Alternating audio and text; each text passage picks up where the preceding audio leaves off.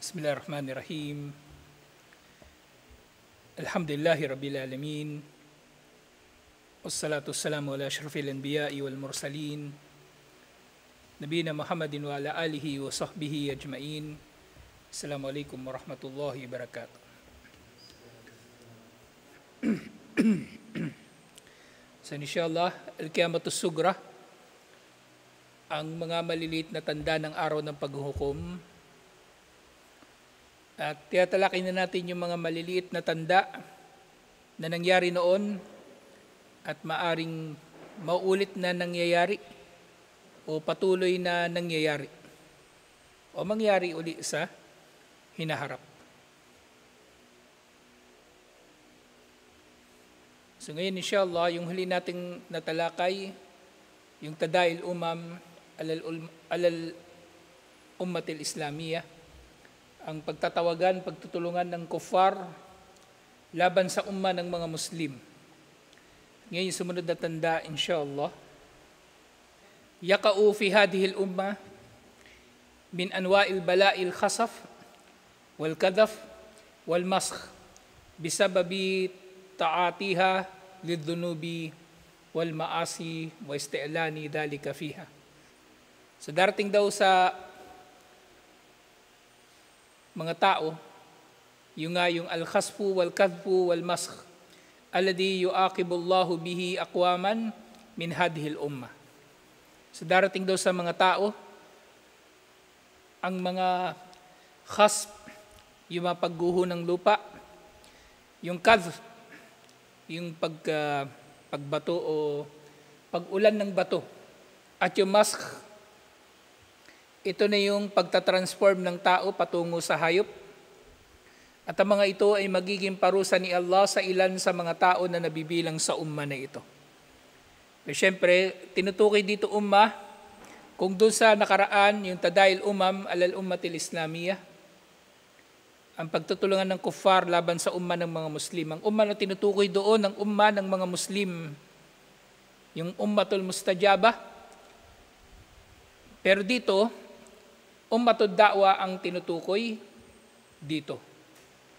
Ummatud Da'wa ang tinutukoy dito. Nakasama rito pati mga hindi Muslim.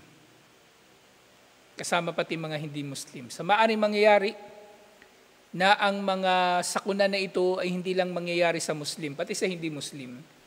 Lalong-lalo na yung pag-transform patungo sa anyo ng hayop, na napagtibay kahit sa Quran na mayroong mga Hudyo na ginawa sila ni Allah na maging unggoy o maging baboy.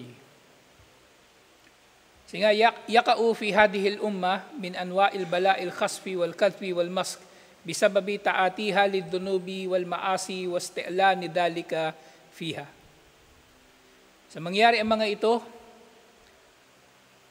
ang mga pagguho ng lupa, pag-ulan ng bato at ang pagtatransform ng tao patungong hayop dahil sa kanilang pagkakagawa ng ilang mga kasalanan, na ito nga ang parusa. Ibig sabihin, maaaring ang mga kasalanan na ito ay matitinding mga kasalanan. Na matindi ang parusa dahil matindi ang kasalanan na ito. Ganyan din yung kanilang pagsuway. At syempre nabibilang na rito yung isti'lan. Ang kanilang kasalanan na ito, ginagawa nilang kasalanan ay ginagawa nilang hayag. Ginagawa nilang hayag. At ang kasalanan, tuwinang ito ay ginagawang hayag, maring ito ay nagkakaroon pa ng mas matinding pananagutan. Ang kasalanan kapag ginagawang hayag, maaring mas matindi ang pananagutan dito. Dahil una, ikaw ay nagpapalaganap ng kasamaan. Pangalawa, maaring ikaw nga ay nagpapasimuno ng isang kasalanan, nagagayahin ng iba. Nagagayahin ng iba. Kaya nga, doon sa yung hadith, tunay na si Allah daw ay nagpapaumanhin sa kanyang umma illa man yudhirud dunub, liban na lamang sa naghahayag sa kanyang mga kasalanan. Kumagay, ginagawa niyang hayag ang kanyang mga kasalanan at kinukwento pa niya ito sa iba o pinagmamalaki niya ito. Ginagawa niyang hayag, kasalukuyan niyang ginagawa, hinahayag niya. O ginawa na niya dati, ikinukwento pa niya at kanyang ipinagmamalaki. So yung mga ganong pangyayari, yung estelan na tinutukoy dito. Ito yung tinutukoy dito na estelan, na ginagawa itong hayag ng mga tao at para bang hindi sila nakakaramdam ng pagsisisi sa kanilang mga kasalanan na ito. Baka hindi pa nila ito kinikilala bilang kasalanan. Hindi nila ito kinikilala bilang kasalanan. At ito ang malaking pinagkaiba ng tao na maaaring nagkakasala ngunit nagbabalik loob palagi kay Allah. Walang taong perpekto. Pero kapag ang tao ay palagi ang nagbabalik loob kay Allah, inshallah, patatawarin naman siya ni Allah palagi. Lalong-lalo na kung ang kanyang pagbabalik loob ay may kalakip na mga kondisyon nito. Na nagsisikap talaga siya na hindi na makabalik sa kasalanan bilang halimbawa. Ang ibalik ang mga karapatan na nasagasaan, syempre amin siya sa kanyang pagkakasala at hihingi ng tawad kay Allah. Pero ay ganun nga, maaaring magpaulit-ulit yun. Pero kung talagang nagsisikap naman siya na magtauba, patatawarin siya ni Allah. Pero itong mga ito hindi nagtatauba. Ito yung dahilan kung bakit nababanggit nga dito ang estelan at kung bakit ganito katindi ang parusa dito. Kung bakit ganito katindi ang parusa dito. So yung estelan ang nagpapalala pa sa mga malalaking kasalanan na ito.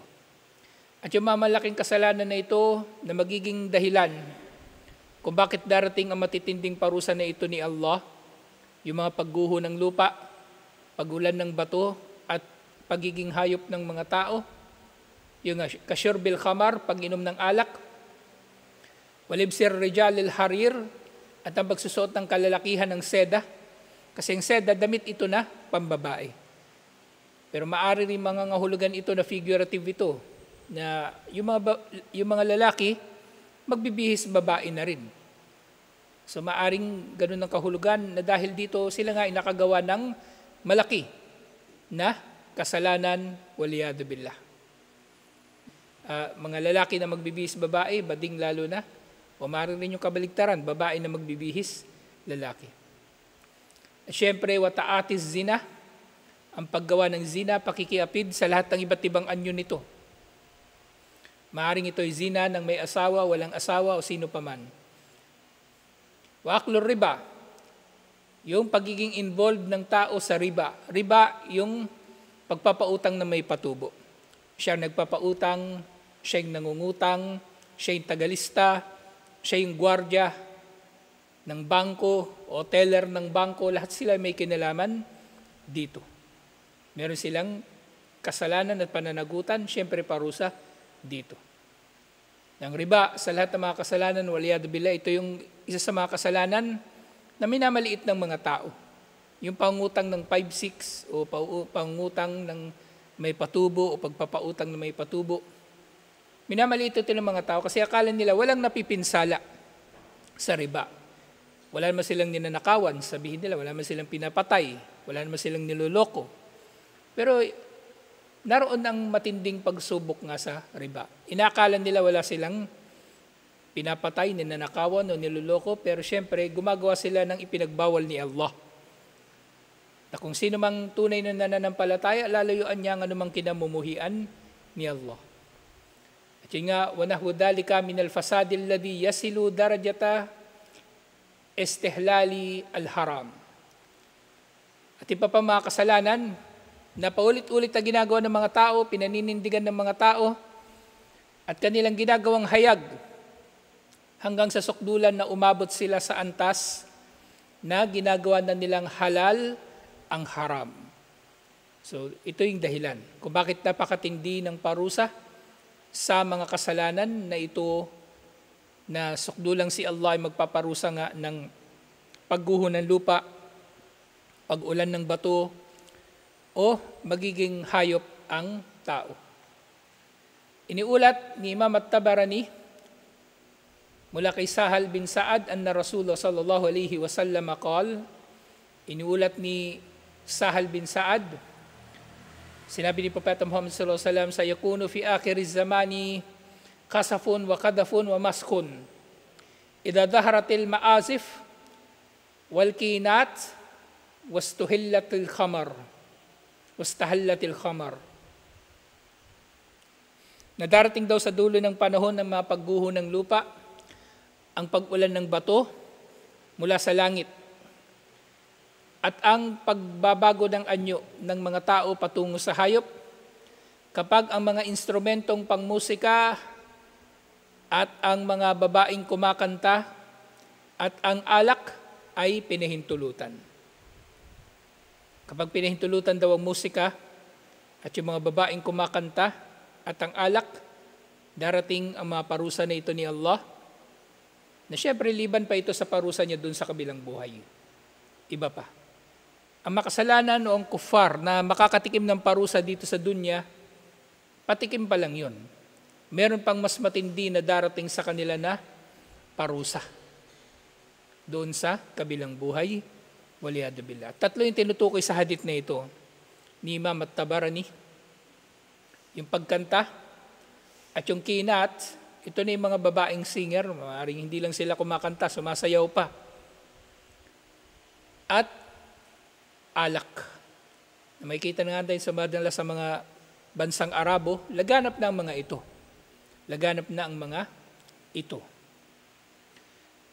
Ngayon din iniulat ni Ibn Majah mula kay Abdullah, mula kay, sino kay Abdullah ito? Hindi na binanggit. So sinabi ni Propeta Muhammad sallallahu alaihi wasallam, bayna yaday sa'ah, maskun, wa khasafun, wa kadfun. So bago raw dumating ang pagkagulaw ng mundo, bago dumating ang araw ng paghuhukom, ay magkakaroon ng pagpapalit ng anyo ng tao tungo sa hayop at pagkakaroon ng pagguho ng lupa at pag-ulan ng bato. Walihadal hadith, syawahidun kathiratun tashhadu bisihhatihi.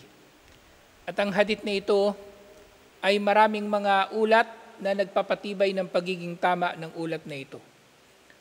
Katulad nito yung iniulat ni Aisha radhiyallahu anha mula kay Imam At-Tirmidhi, yakunu fi hadil ummati khasfun wa maskun wa kadaf. Mangyayari sa umma na ito ang pagguho ng lupa, ang pagpapalit ng anyo ng mga tao patungo sa anyo ng hayop, at ang pag-ulan ng bato.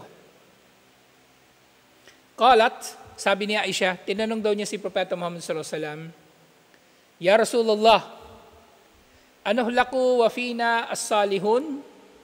O sugo ni Allah, wawasakin ba kami ni Allah kahit pa kapiling namin ang mga matutuwid?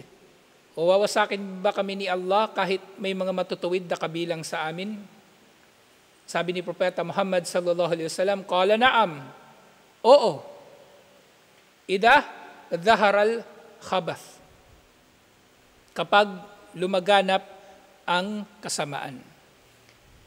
At dito, papasok ang usapin muli ng hijrah.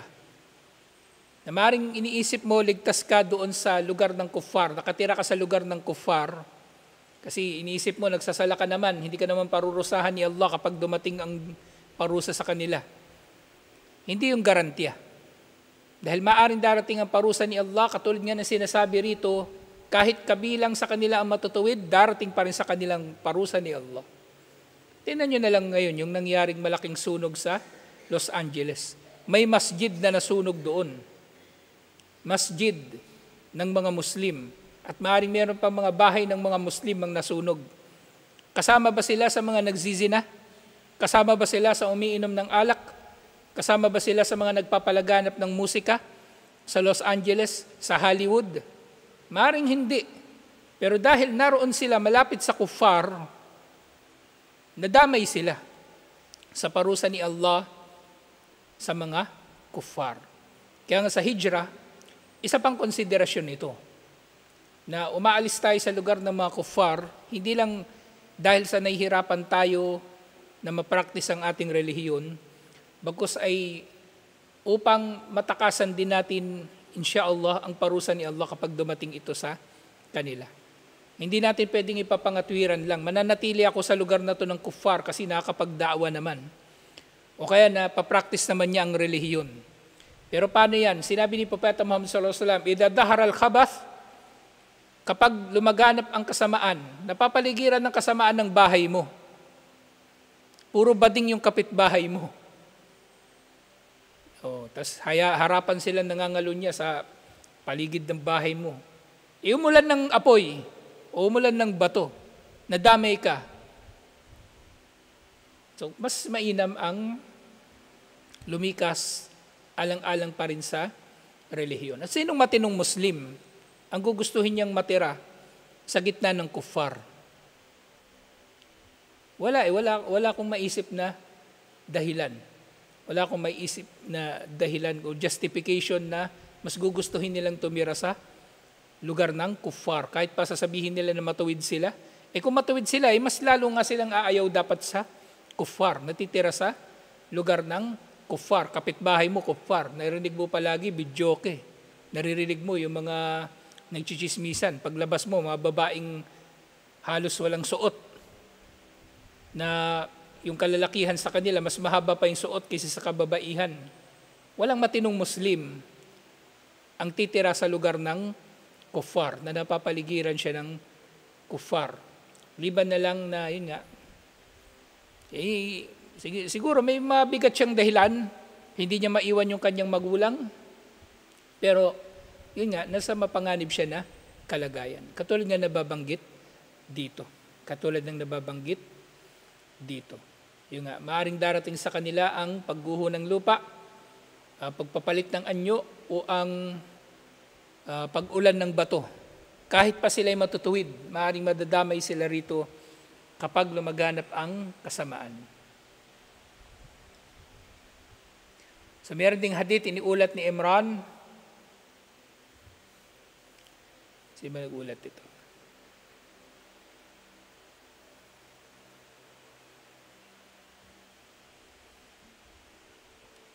Iniulat din ito ni Imam At-Tirmidhi.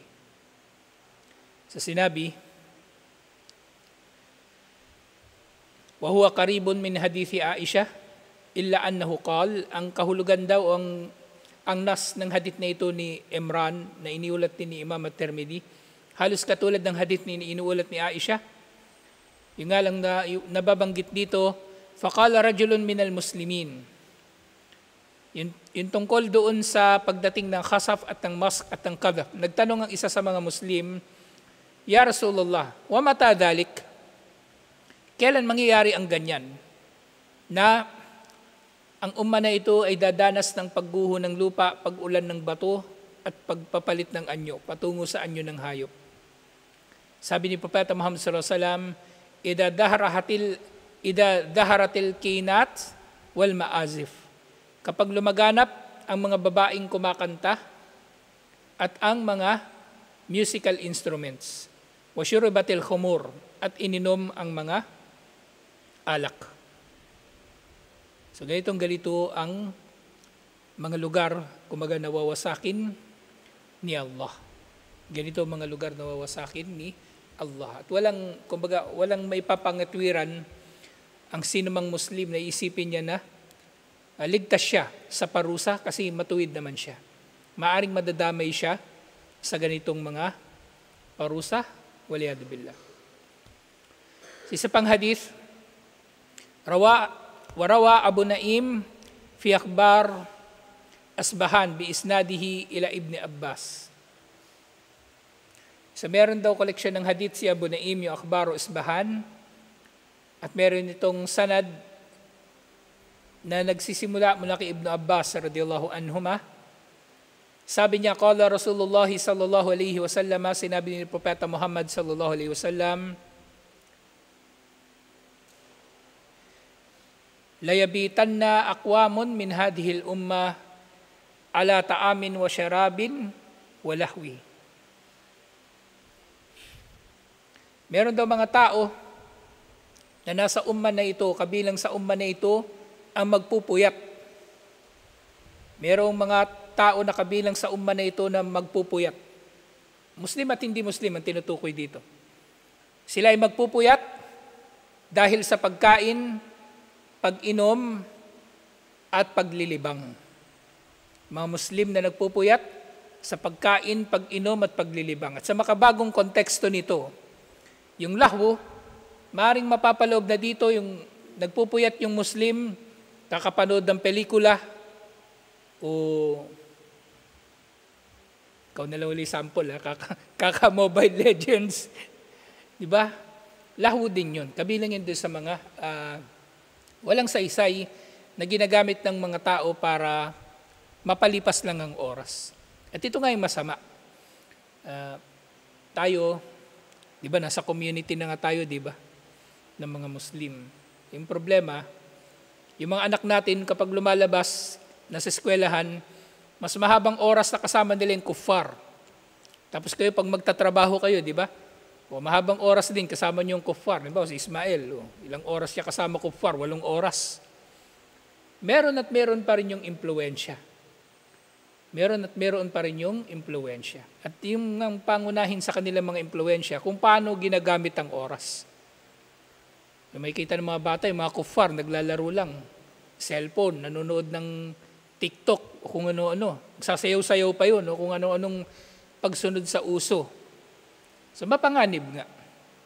Mapanganib. At yun nga, ito yung magiging dahilan ng pagdating ng parusa na yun ni Allah. Itong pagiging abala ng tao, sukdulan na magpupuyat siya.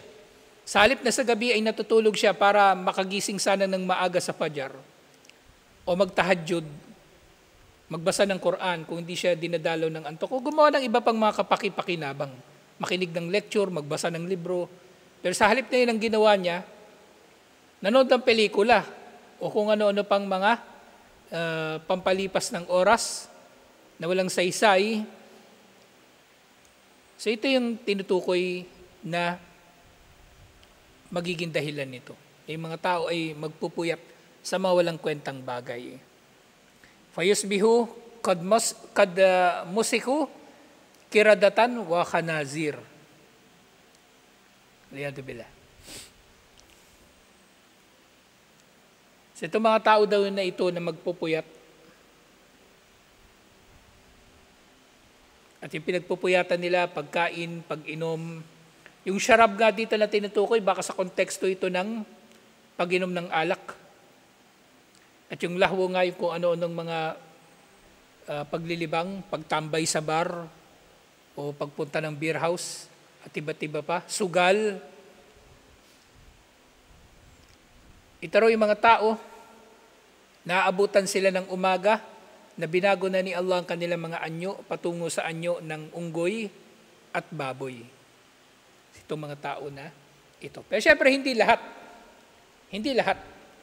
Hindi porke halimbawa nagpupuyat sa pagkain, sa pag-inom o Mobile Legends, nagiging baboy o unggoy. Si Rashid, di naman naging baboy o unggoy, di ba? Hindi palaging nangyayari ito. Pero isa ito sa mga dahilan. Magiging dahilan. Isa ito sa mga magiging dahilan. So din, nuulat ni Imam al-Bukhari, nakapangilabot, kinikilabutan sa yung ganito, biruin mo yan, kasama mo lang yung kuffar, madadamay ka na. Madadamay ka na. Yun nga yung yung nanginayang talaga ako doon sa yung masjid doon sa Los Angeles. Kaya bandang huli, mahalaga talaga yung hijrah. At hindi dapat na iniluluklok ng Muslim yung sarili niya sa lugar ng kuffar. At doon na siya, kumbaga, mamumuhay. Hindi maganda. Hindi maganda. So, iniulat ni Imam al-Bukhari, ta'likan an Abi Amir bin Abi Malik. So, merong iniulat si Imam al-Bukhari na muallak na hadith mula kay Abu Amir o Abu Malik, na sinabi ni Propeta Muhammad sallallahu alaihi wasallam, la yakunanna min ummati aqwamun yastahilluna al-hirra wal harir wal khamra wal maazif. Na darating daw sa umma na ito ang mga tao na pahintulutan nila ang hir at harir. Yung hir na tinutukoy dito, yung zina, at yung harir, yung seda na damit na pambabae o tela na pambabae pero gagamitin na rin ng mga lalaki. Ganyan din, mga tao na nagpapahintulot sa alak at nagpapahintulot sa musika. Wa layanzilan na aqwamun ila junubi alamin yaruhu alihim bisarihatin lahum ya'tihim lihajatin. At itong mga tao na ito, kumbaga, yung karamihan sa kanila pinahintulot ng mga bagay na ito. Zina, yung mga damit ng pababae sinusot ng lalaki o iba pa. Ganyan din yung alak at yung mga musical instruments. Na meron daw mga tao na maaring nakatira sila sa gilid daw ng bundok. At darating sa kanila yung isang tao, yung pastol, kumbaga, na dala-dala yung kanyang mga tupa at magtatanong sa kanila ng isang bagay doon sa mga nakatira sa gilid ng bundok. Fayaqulun irji ilayna gadan fayubituhumullahu wa yada'ul alam wa yumsaku akharina kiradatan wa khanazir ila yawmil qiyamah. So, itong mga tao na ito, doon na sila nakatira sa gilid ng bundok. Pero itong mga tao pala na ito, nakatira nga sila doon nasa malayo sa fitna, kumbaga, gilid na ng bundok eh.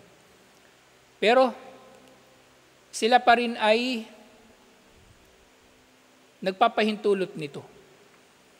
At yun nga, nung dumating sa kanila nga yung pastol ng tupa at merong hinihingi sa kanila, ang sinabi nila sa kanya, bumalik ka na lang bukas. Ibig sabihin, bukas nila ibibigay kung ano man ang hinihingi niya. Pero yun nga, paglipas na magdamag, si Allah ay wawasak sa kanila. Si Allah ay wawasak sa kanila.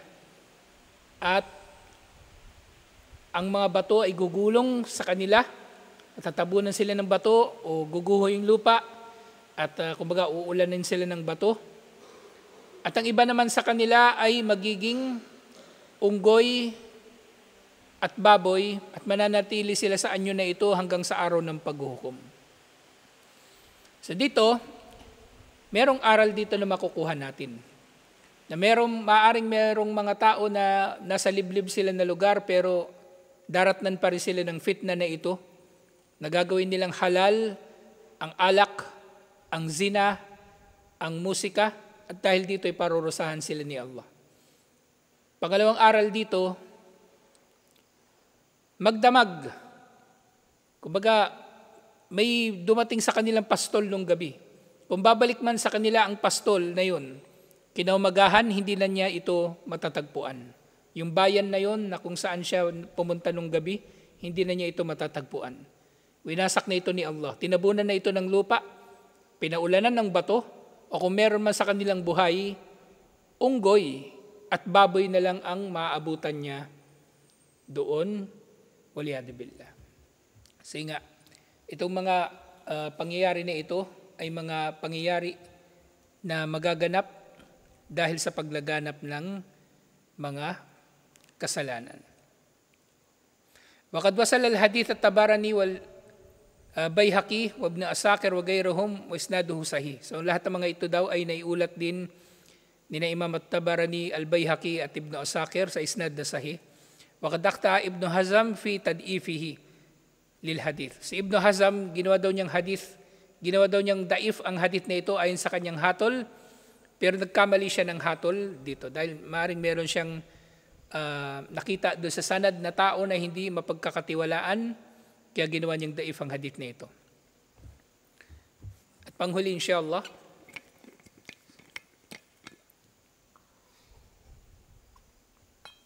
wa min al-khusufil kabira allati takunu qarba qiyamis sa'ah al-khusufu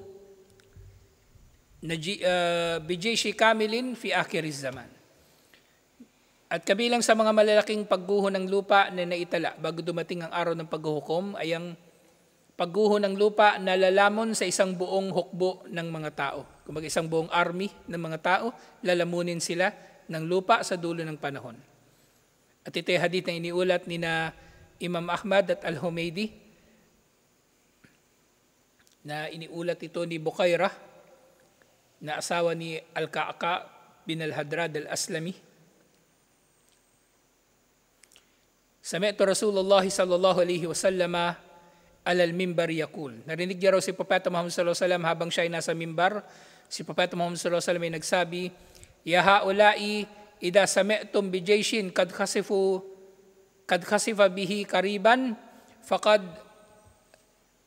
adallatis sa'a." Ang mga tao raw na ito, kapag nabalitaan ninyo na sila ay nilamon ng lupa, lahat-lahat, kapag ang hukbo na ito ay nabalitaan ninyo na nilamon ng lupa lahat-lahat, ay tunay nga na darating ng araw ng paghuhukom. Wala alla hadal jaysh alladhi yaksifu bihi karbal Madinah. So maaari daw na mangyari ang paglamon na ito ng lupa sa mga sundalo na ito malapit sa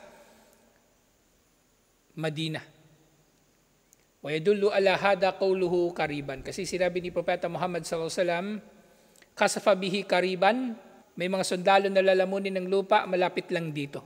So malapit sa Madinah na sinasabi ni Propeta Muhammad sallallahu alaihi wasallam. Panghuli, waqad akhbarana Rasulullah sallallahu alaihi wasallam bi ba'dil mawadi allati yaqa'u fiha al-khasafu wal kadhafu wal mask. So meron pang ibang mga nababanggit si Propeta Muhammad sallallahu alaihi wasallam ng pangyayari na ito, na pagguho ng lupa, pagulan ng bato at pagpapalit ng anyo. Iniulat ni Abu Dawud mula kay Anas na sinabi ni Propeta Muhammad sallallahu alaihi wasallam, "Ya Anas, innan nasa yumsiruna amsaran fa inna Misran yuqalu lahu al-Basra fa in anta mararta biha aw dakhaltaha fa iyyaka wa sibaqaha wa qallaha wa naqilaha wa suqaha wa baba amraiha wa alayka bi dawahiha fa in yakun biha khasafun wa qadhafun wa rajfun qauman yabituna wa yasbihuna kiradatan wa khanazir." Sabi ni Propeta Muhammad sallallahu alaihi wasallam, "O Anas, ang mga tao ay magtatayo ng mga lungsod. Magtatayo sila ng mga lungsod at ang isa daw sa mga lungsod na ito ay papangalanang Basra." Hindi na tinukoy kung ito ba yung Basra sa Iraq. At kapag napadaan ka rito o pumasok ka rito,